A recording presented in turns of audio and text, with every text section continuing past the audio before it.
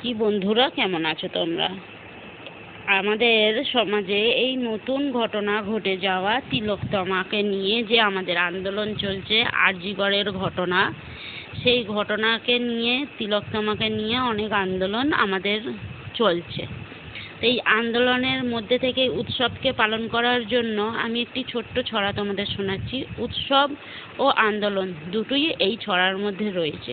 আমরা কিন্তু উৎসবও পালন করব এবং আন্দোলনও করব। বিচার আমাদের চাই, উই ওয়ান্ট জাস্টিস। ঠিক আছে, আমরা কিন্তু বিচার চাই, কিন্তু তা বলে আমরা উৎসবটাকে নষ্ট করব না। আমাদের উৎসব নষ্ট করা মানে আমরা নিজেরা তো কোনো না কোনোভাবে ঠিকই উৎসব আমাদের পালন করব, ঠিক আছে, কিন্তু যারা এই 5টা দিনের অপেক্ষায় থাকে তাদের জন্য কিন্তু খুবই কষ্টের হবে। আমাদের কষ্টর থেকেও তাদের কিন্তু কষ্টটা বেশি হবে। সুতরাং এই ছড়াটি তোমরা শোনো এবং ছড়াটি তোমাদের কেমন লাগে আমায় কমেন্ট করে জানাও। তিলোত্তমা।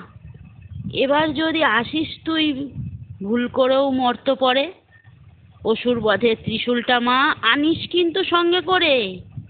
আসিস নে মা একা একা, ভুল করেও শিবকে রেখে। পারলে মা তুই রেখে আসিস কৈলাসেতে 2 মেয়েকে। বাপের ঘরে যে পাপের স্বর্গ, রাতের আধার মৃত্যু ছুঁই। ওই চেয়ে দেখ রক্তস্রোত, তিলোত্তমার শরীর ছুঁই।